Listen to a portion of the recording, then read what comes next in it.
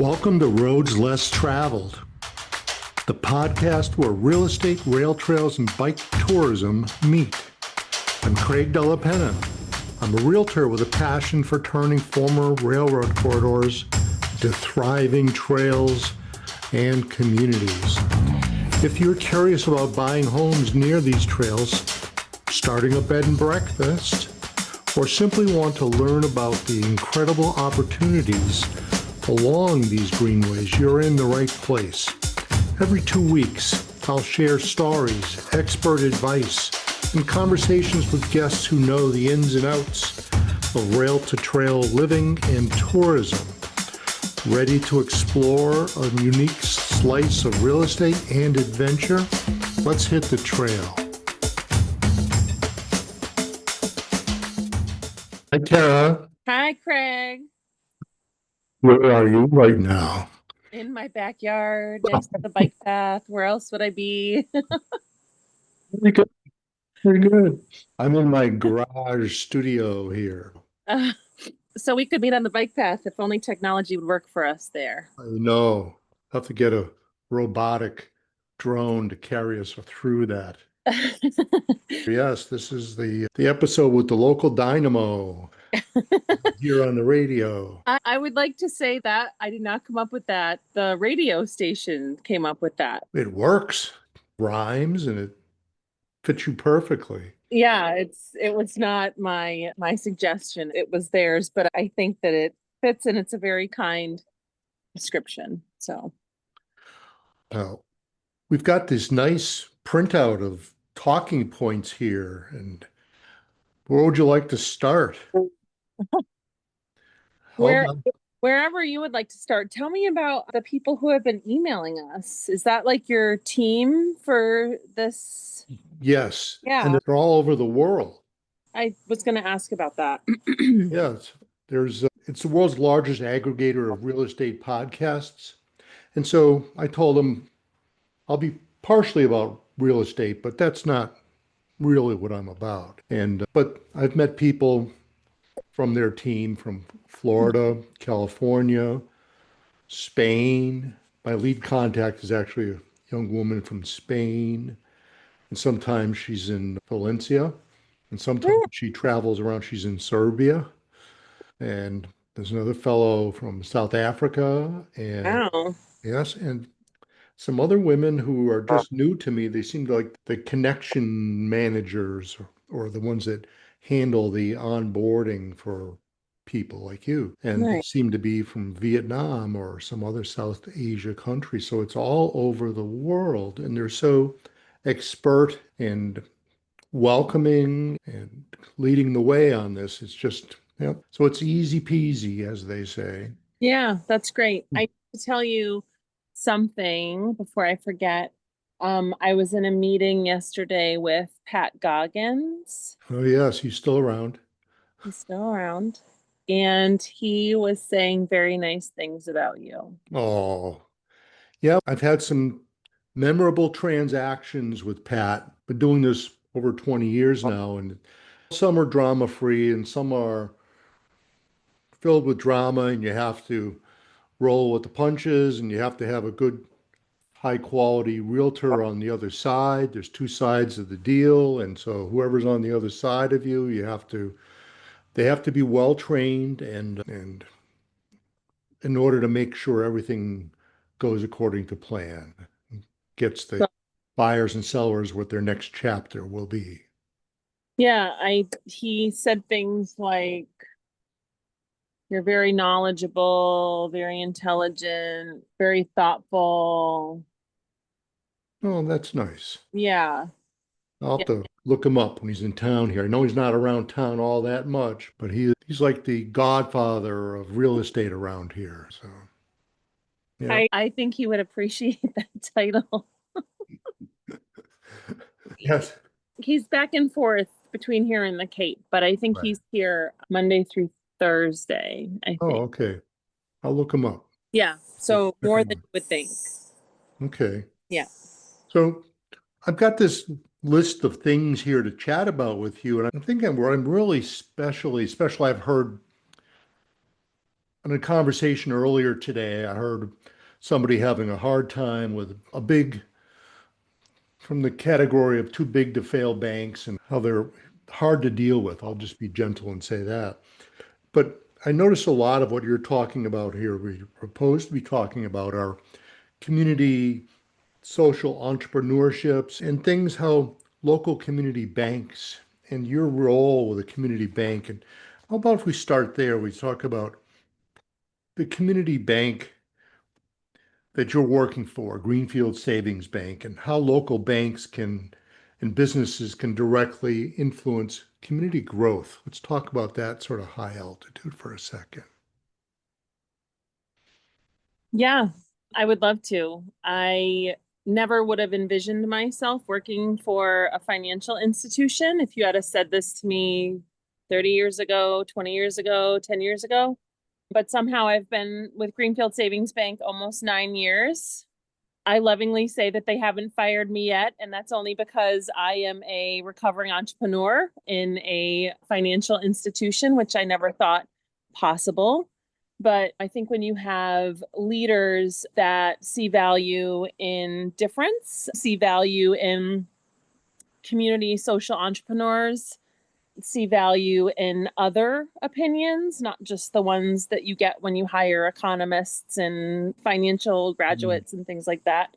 But really, there's a huge difference between stock banks that can't fail, they're too big to fail, like Bank of America, Chase, and TD, and local community mutual banks like Greenfield Savings Bank, like Florence Bank, like the Co-op. These institutions have been around for a long time, and the way that they are entrenched and that their tendrils and their roots really go down into a community are just not the same as the stock banks that exist here.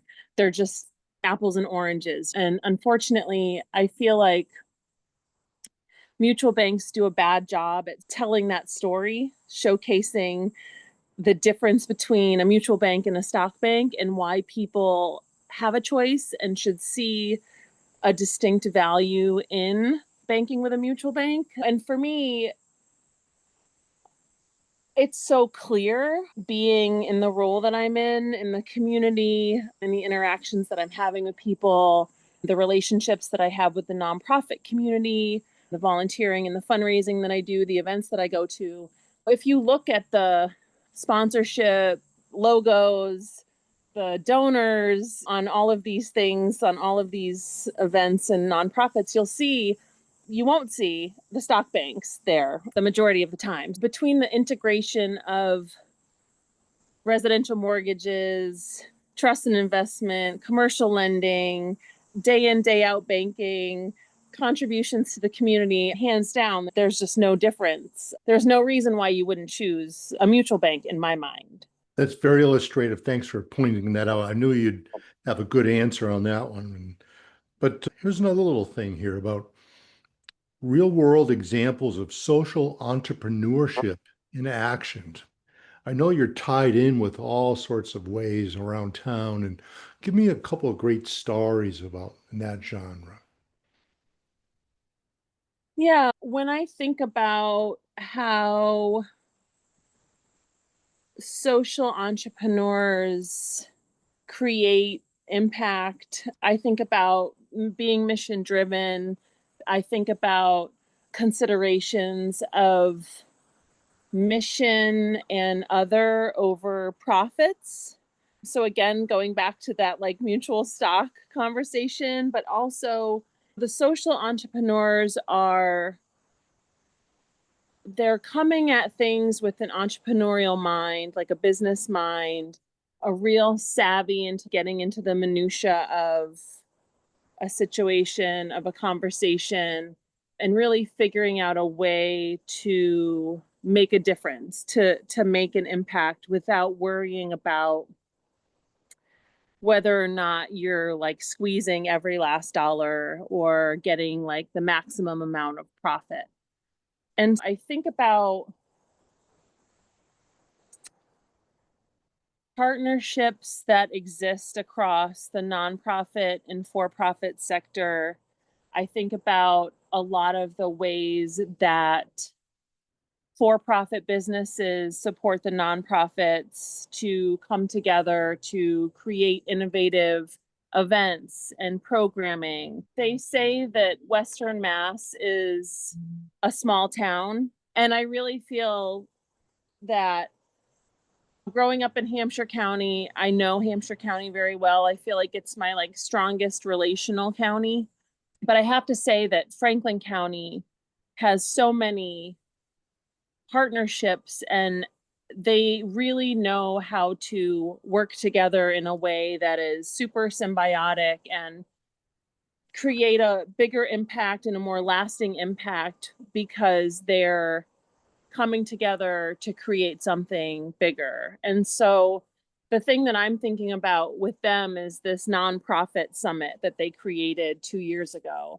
And it was the brainchild between Fred Warren from the United Arc and Gary Uhas from LifePath and some other for-profit leaders that are very involved in the nonprofit world in Franklin County, saying, hey, why don't we come together and share our stories? Why don't we come together and really think about how we can create more impact, how we can work together on programming, who's doing what programmings, how are we have overlap, how do we not, and there's just so many examples like that where Western Mass doesn't have the economies of scale, the tax dollars, the amount of money that Eastern Mass has. So I feel like these real social entrepreneur conversations coming together, needing to partner with one another, happen so much more frequently that you almost don't even recognize it when it's happening, because it just looks like working together. It just looks like partnership. It just looks getting things done. But some of my favorite larger ones, like the more macro ones, I think about Tom's shoes, right? Like the 1-for-1 shoes. You buy a shoe and they donate a shoe. That's such a great model. I think that's why Tom's really launched and became really successful, because people like to participate in things like that. A lot of everyday people don't think about how they can make an impact, how they can really plug in and get involved, because maybe they're not involved in their community, or they're working too much, or they have kids or whatever. But programs like that, thinking about Patagonia, in the recent years, they've really had this larger environmental push, and they've changed the structure of the way that they mitigate their profits, and they're giving to environmental causes. And then finally, one of my friends from the area, her name is Sonia Fierst. I don't know if Fred Fierst, of Ninja Turtles fame, but Right. his daughter used to work for Grameen Bank. And so Grameen does the micro lending, and they do a lot of group lending. So they'll do micro lending to a neighborhood or a community or a group of women. And inside of that lending schematic, basically, if we were in the same group, if they lent me money and they lent you money, and we were all tied to needing to pay it back as a group, then you would be pushing me to be successful and to pay it back, and I would be pushing you to be successful and to pay it back. And so there's just this amazing cross collaboration that happens in the social entrepreneurship conversation that a lot of us probably don't even realize when it's happening that we're doing it. Yeah, I didn't realize that was taking place. He was in Florence here for a long time. They lived here. And I didn't Yeah. realize his daughter was involved in this. Yeah. Her and her brother Dan live in Florence. They both moved back to the area. Okay. That's what so many people do after they move away from Western Mass. They move back. That's right. As you know. I see that often in my real estate practice. Yes. Let's switch gears a little bit. The odd thing is that we live kitty corner from one another here in Florence, and we both live next to the rail trail. Tell me what you love to see in your kids being impacted by the proximity of the trail for your kids growing up. Yeah. It's interesting because I'm living on the same stretch of bike path that I grew up on, which was not the plan, but here we are. I'm back on the rail trails, except for maybe, oh gosh, actually, I lived here in Florence when I was younger, from when I was 0 until when I was 18 and I went to Smith. And then I lived in town and then moved away to New York, came back. And actually, Matt and I, when we found a condo in East Hampton, we were on the East Hampton bike trail on East Street. And then we moved here to this bike trail in Florence. We love the trail. We love living next to the trail. We love the ease of getting on it and going for walks. Matt's a big biker. When I met him, he was semi-pro, competitive, bike racing a lot. He's a big fan of the trail for biking purposes. I love walking on it for meetings. And Matt and I actually, that's our only time that we get together, like alone time recently, because we have a 9-year-old and a 12-year-old, is when we get to walk together on the bike path. The bike path is magical. I always say that the bike path has people that don't have anything on it, and they have people that have $1 million trust funds on it. I call it the crossroads of humanity. It's really an amazing mix of society that use the trail for a variety of different things. But I do love it for the children. They often are out there with their scooters or their bikes, going to friends' houses, going to Look Park, which is just 4 sections down. Yeah, and it's wonderful. It's lovely. I tell everyone all the time that if it wasn't for you, we wouldn't have the rail to trail system that we have in Massachusetts. So thank you for all of the work that you've done around that. Kathy and I don't have any kids nor grandkids to dote over, and I'd like to say that I'm not yet old enough to golf. I'm in the in-between years, so I have to do something that's special and impactful beyond my time here. But the one of the questions I have in front of me here is, and you did touch on it a little bit here, why Western Massachusetts? What makes this place so special to live and work at? Because you've been in other places and I came back here too when I was under contract to write all those books. I've been all over the Northeast and I've given lectures in 21 states and I go all these places but this is home. I want to hear why you came back here and what is the draw here? Man, there's so much that we have to be thankful for in Western Massachusetts. As you can see behind me, we have a lot of green. We're very lucky to have beautiful nature here in Western Mass. There's a lot of ways to get outside and to explore the outdoors and to take care of yourself from a health and wellness perspective. I like to joke that Florence, even though we're landlocked, has a beach in Leeds. Beach. We even have a beach in Western Mass, believe it or not. Craig, I think no matter where you grow up, you think the place that you grow up is not great. And there are a lot of places that are better. And then you go and you explore, you travel, you live other places, and then you reassess. And so for me, Western Mass had everything that I was looking for. It had the educational pursuits, it had the arts, it had the food, it had the dining, the nightlife, the retail, the outdoors. And then it also has the ability to get out of here pretty fast. You can jump on 91 and go north and be in Vermont in 40 minutes. And keep going and make your way up to Montreal in not so long of a time by staying on 91. You can get on 91 and then jump on 90 and be in Boston in an hour and a half. Similarly, go 91 down to 95 and be in New York City in 3 hours. And I think that Western Mass really caters to people wanting to live the life that they desire. We have so many different people in Western Mass that like this or are from here or from there, and they have all these different pursuits. But I feel like that's why we attract so many different people, is that we have all of these ways that people can plug in and do the things that they want to do from right here. And I like to say it's because most mountain ranges in North America run north-south. And here it runs east-west.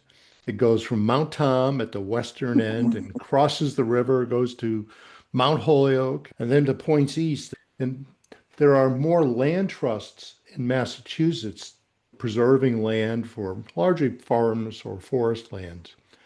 But there's more land trusts in Massachusetts than anywhere else in the country except for California, which is 20 times larger. But here, that sort of like culture of preservation of land lends itself to explore and show up in other ways that these communities are just more and more holding together. And I look at when I grew up in Holyoke, when it used to be a very thriving place, and then the wheels fell off when the mills closed. But now that's coming back to life again because the state has reinvested into the gateway cities in Massachusetts. And let's swing back to your banking experience.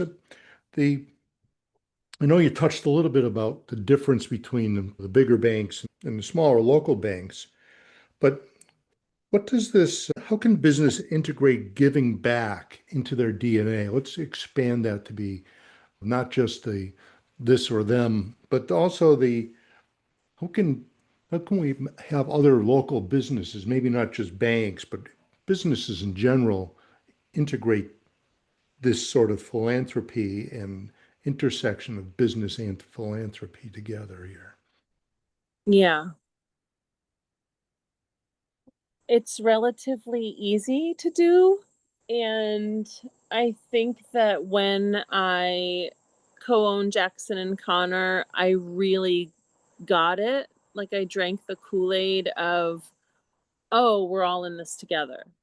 Oh, I need you to support me because if I support you, you support me, and then we support each other, and then there's a higher vibration, and more of us are successful, and more of us are thriving. And isn't that what we all want? And how can I be thriving if you're not thriving? And that was the beginnings of my social entrepreneurship, of my really understanding that my value and my success is tied to yours and to everyone's in a community. And I think it really came into fruition and extreme aliveness when I joined GSB in 2016. It is incredible to think about a community mutual bank and the role that it has, all the tendrils, all the deep roots, all the 156 years that GSB has been around. But to think about, how do you give back? What does it look like? It's not just about the money. It's not just about the $1 million and the 350 nonprofits that we give money to every year, but it's about local investment. It's about financial education. It's about leadership. It's about community partnerships. And one thing that I can say for sure from my last 8, almost 9 years here is that the way that we show up, the way that we invest, the way that we give back has had a direct impact on our success.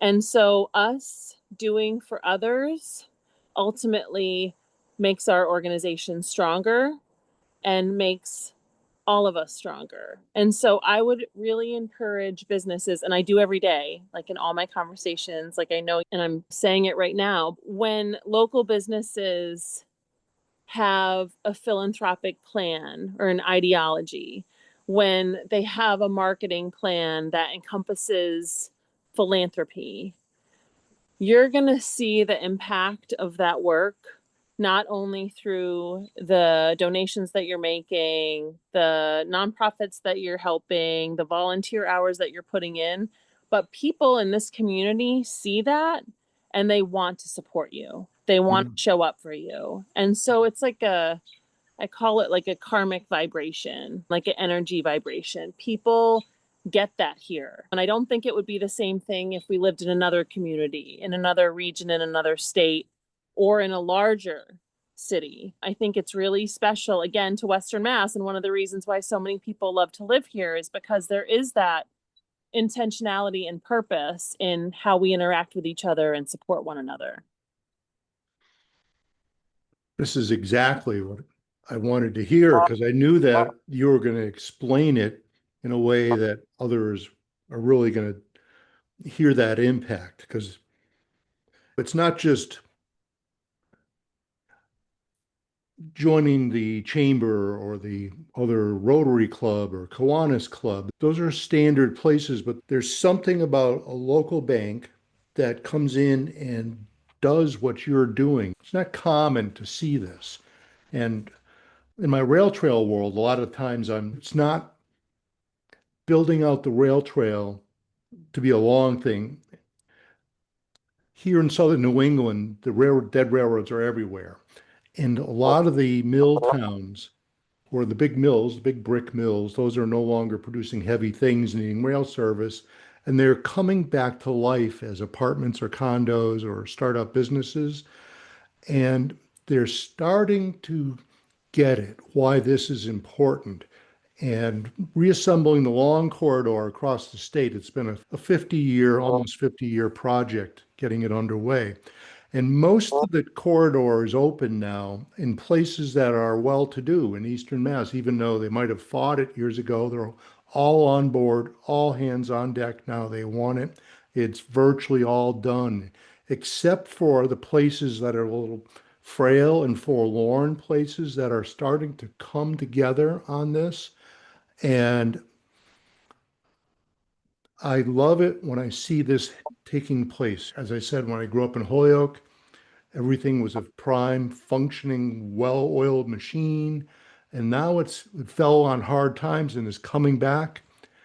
But the little towns along this corridor from between here in Northampton to Boston are finally coming around on this idea.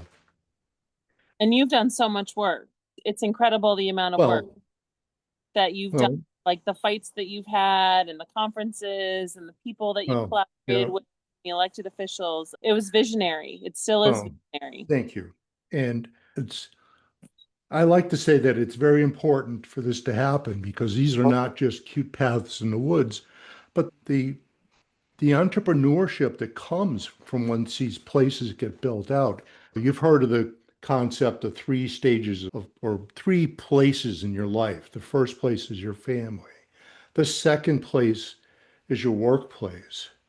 And the third place is where you meet people outside of the first 2 places. And in the 20th century, that might have been the local tavern or the Kiwanis Club or other civic clubs that, or even the church. The churches are not as robust as they used to be. And that third place is what is lacking in many places.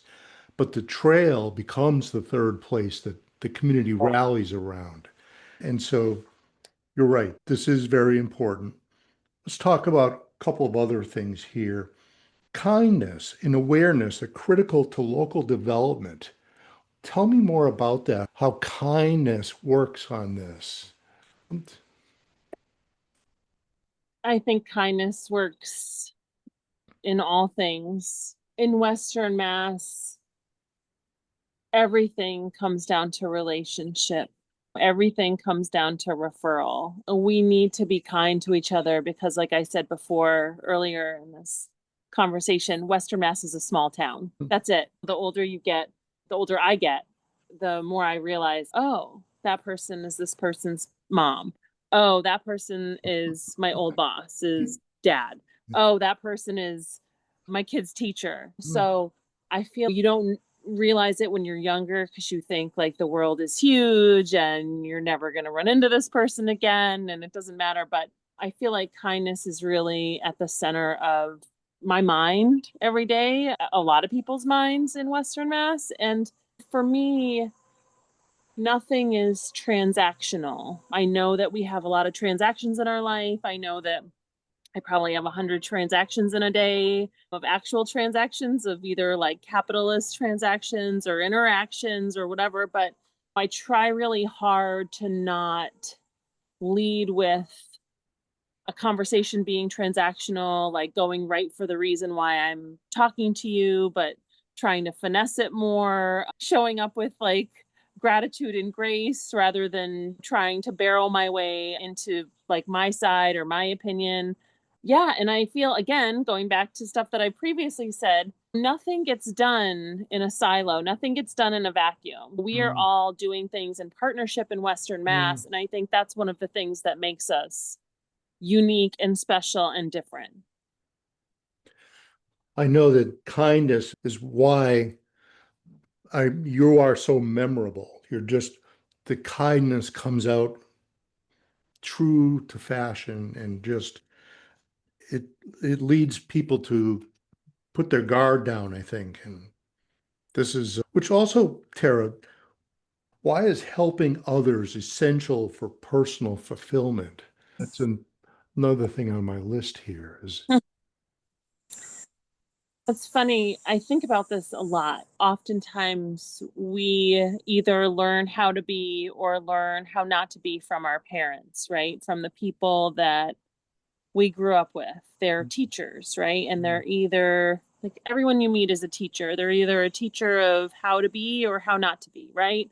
And we learn things from our interactions with people, and we make mistakes, and people hurt us, and we learn things. And when I think about this a lot, because I really do enjoy helping people, it gives me like a big sense of fulfillment. And I didn't grow up with that. My mom was always kind. We were always amongst people. We weren't like a volunteer family. We weren't a big donor family. And I do think it was maybe from experiencing loss and the death of my mom when I was 17, and really having to come out on the other side of that and realizing that life is fragile and that nothing is guaranteed. I think owning a business, I would encourage everyone to be an entrepreneur and really understand what it means to make your own money, to pay your own health insurance, to not get paid days off, have employees. Like there's a lot of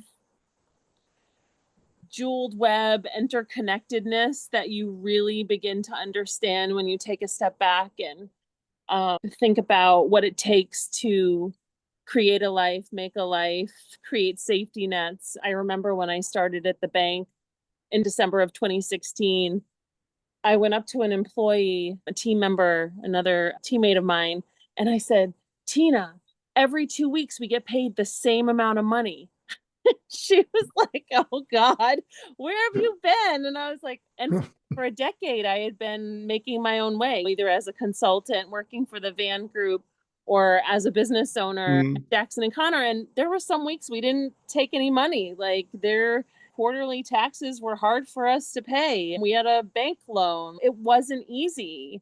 And so I think about that stuff. I think about that, and it fills me with gratitude. And the fact that I'm relatively healthy, that I have relatively healthy kids, and that I get to live in Florence near amazing neighbors like yourself, and I have a car, and I have a job, and I have health insurance, and all that stuff, it's not lost on me still.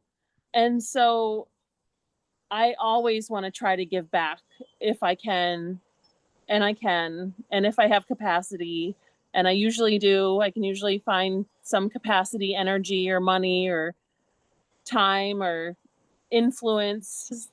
I think that's a lot of it too, Craig, is people don't have a lot of time or the wherewithal to know where to go, who to make the connections with, how to find like what they're looking for.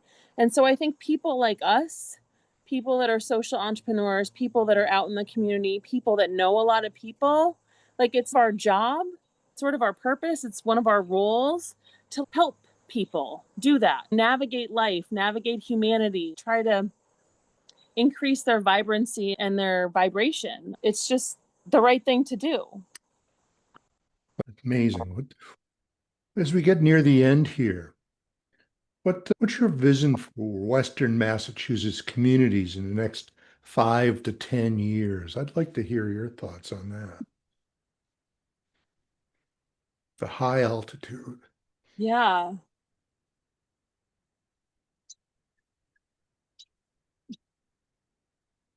I guess I'd be remiss to say if I wasn't nervous about the next 3 years. Generally, I really hope that being the state that we are with the leaders that we are, we can continue to protect ourselves from forces that are outside of the state that are trying to control us or corral us or make us do things or be ways that we are not. So it's hard for me to have a big, expansive view in light of the shifting daily state of the nation. Generally, my hope for Massachusetts and for our region is that we continue to partner more. I would like to see us work together with Eastern Mass more.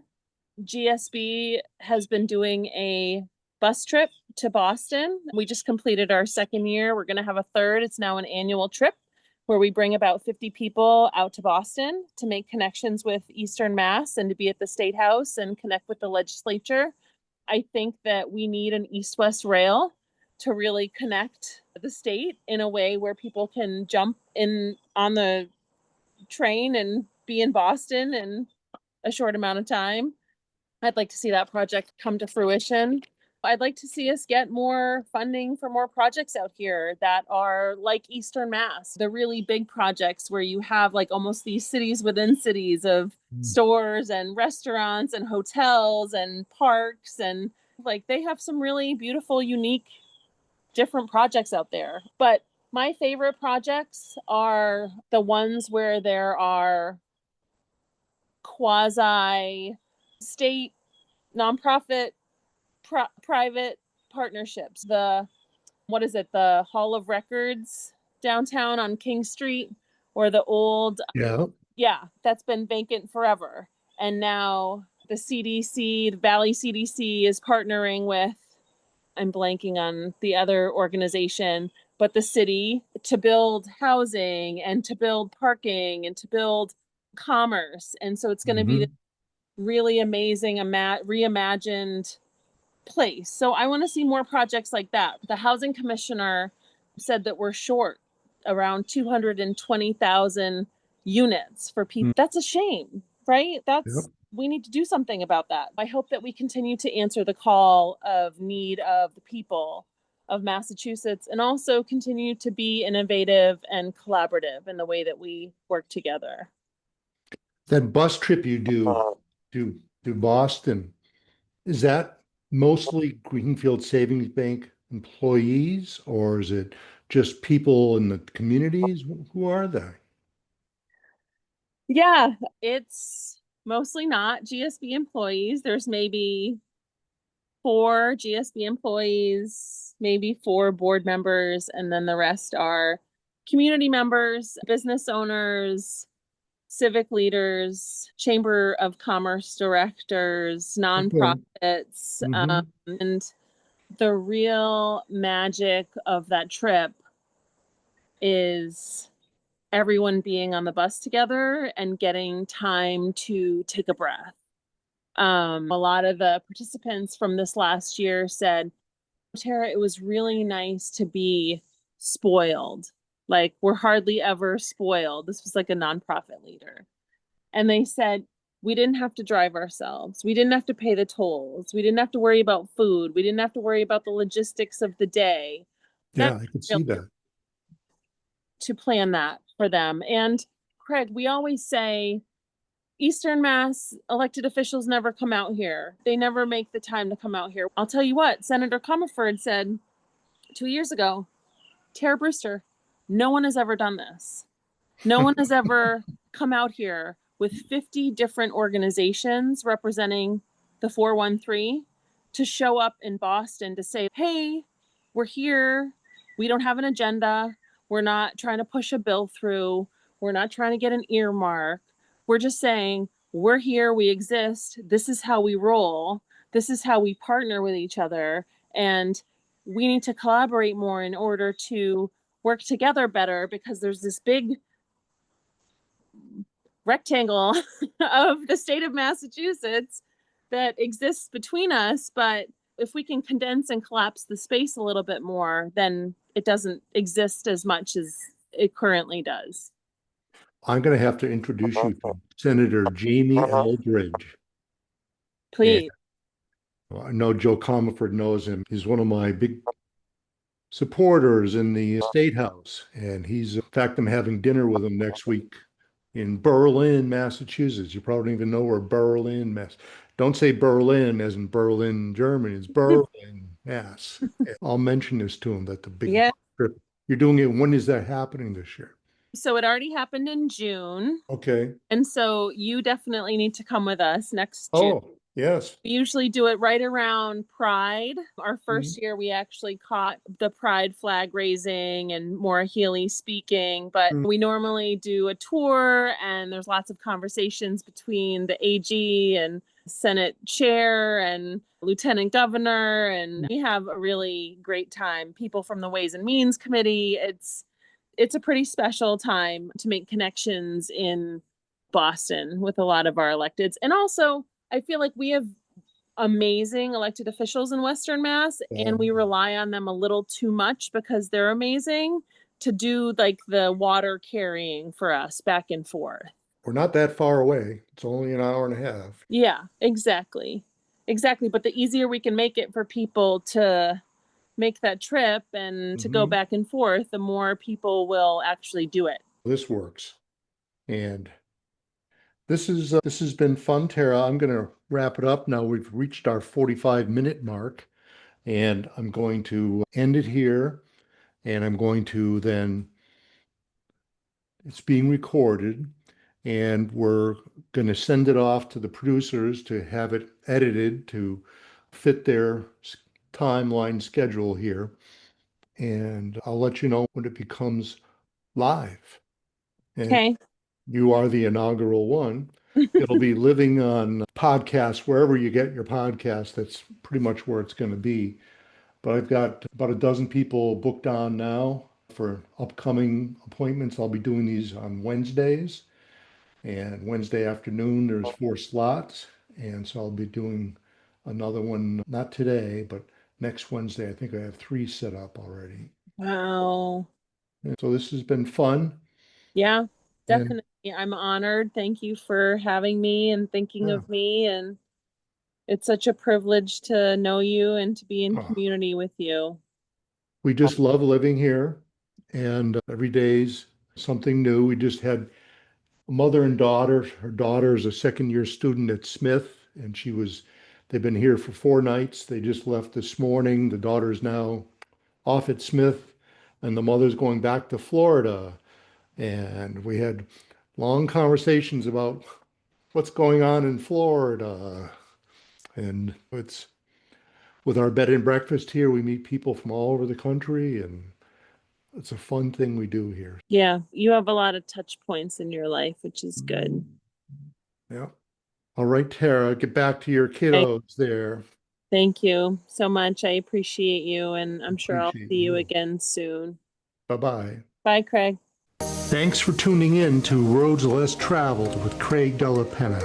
I hope today's episode gave you fresh ideas and inspiration for exploring the unique world of real estate, rail trails, and bike tourism. Be sure to subscribe, like, and share the show so we can reach more trail lovers and real estate enthusiasts like you.